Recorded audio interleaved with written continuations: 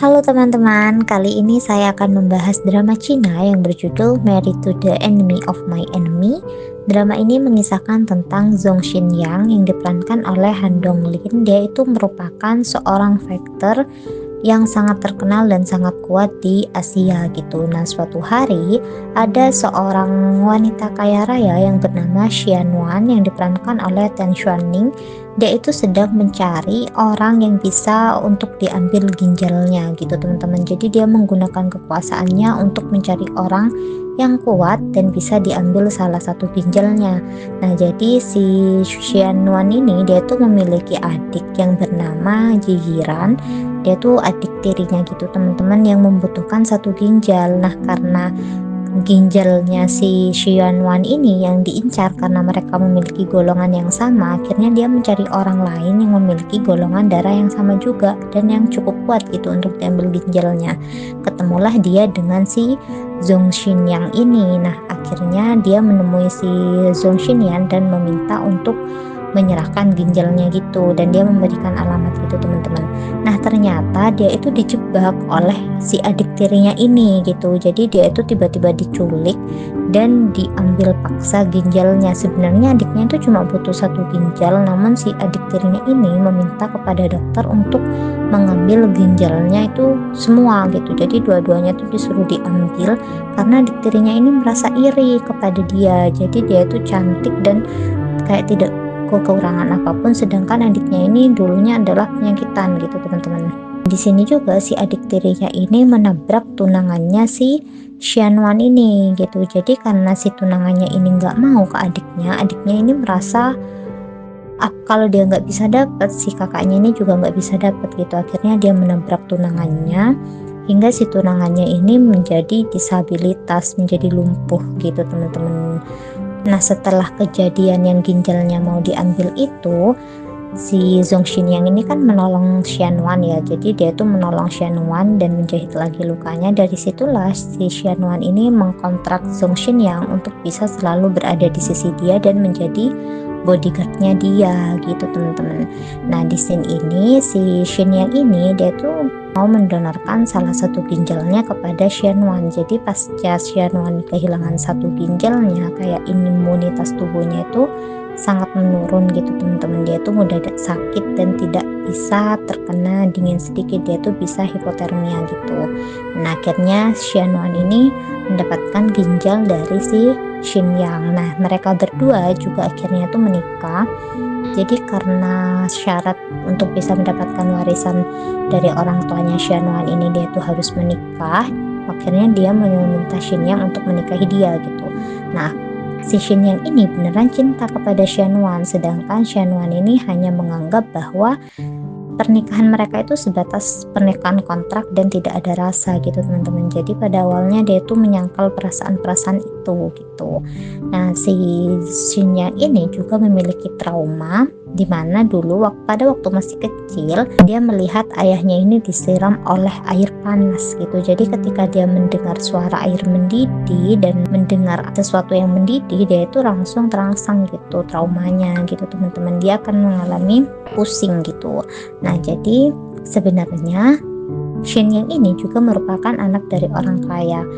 Dulunya ayahnya itu adalah pengusaha yang sangat terkenal di bidang farmasi, namun kemudian ayahnya ini dipaksa untuk menandatangani pengalihan perusahaannya ini ke perusahaannya si Xian Wan ini gitu. Jadi ternyata si Xinyang ini mau menerima tawaran Xian Wan untuk menjadi pengawalnya itu karena dia juga mau balas dendam. Nah, pada awalnya gitu, teman-teman.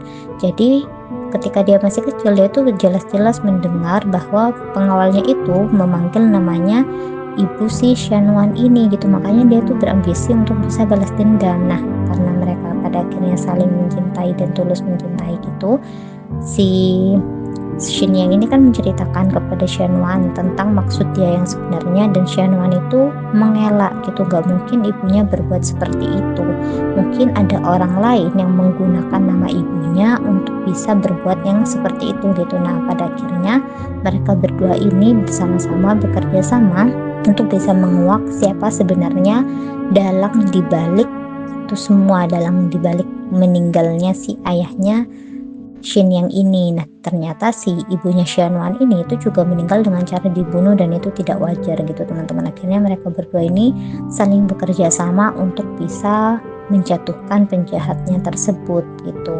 Nah, jadi di sini si Shin yang ini dia itu tiba-tiba diculik oleh para preman dari Asia tempat dia dulu bekerja. Jadi ketuanya itu gak terima karena akibat Shin Yang rencananya itu gagal gitu. Jadi ketika si Xianwan menjalani operasi ginjal tadi, kan ada beberapa preman tuh yang berusaha menghalangi operasinya. Nah, itu adalah suruhannya si adik tirinya itu.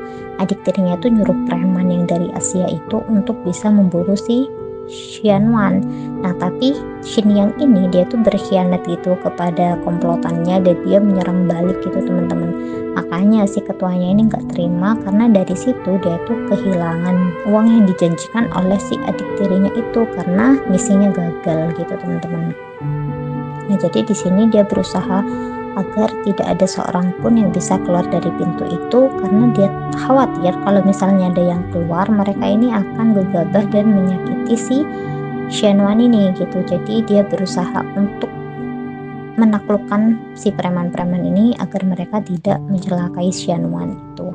Jadi pada awalnya dia tuh sudah kayak menyerah gitu kepada si premannya, dia mau diapain pun dia sudah menyerah gitu.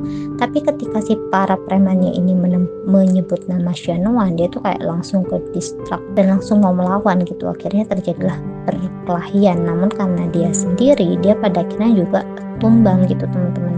Nah, si ketua gengnya ini dia itu awalnya nggak tahu kan kalau misalnya kaki dia dengan tangannya si Shin yang ini diikat gitu.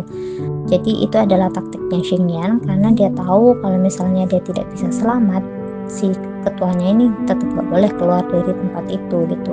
Jadi di sini si Shin Yang itu kayak kesulitan bernafas gitu karena di bagian lehernya itu kayak ditekan pakai besi yang dengan sangat kuat gitu teman-teman. Nah, di sisi lain si Xianwan itu berusaha untuk mencari di mana tempat Shin Yang ini berada gitu, tempat Shin Yang ini disandra oleh komplotannya itu gitu teman-teman. Nah, terus akhirnya si Xianwan ini berhasil menolong Shin Yang.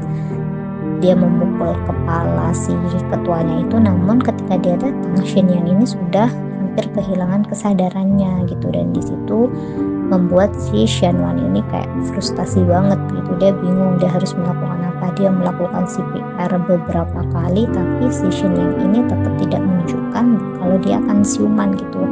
Jadi di sini si Xianwan ini terus melakukan CPR, memberikan nafas buatan dan segala macam pertolongan pertama yang bisa dia lakukan untuk bisa menyelamatkan nyawanya si Shin Yang ini gitu teman-teman.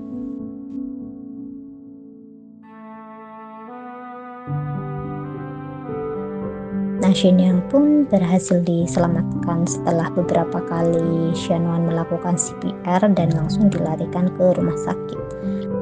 Sesampainya di rumah sakit, dokter langsung memberikan pertolongan kepada si Shin Yang dan Xianwan ini sedikit kalut karena melihat kondisi Shin Yang yang seperti itu gitu teman-teman. Dia terus berada di sisi Shin Yang dan menunggu Shin Yang ini siuman gitu.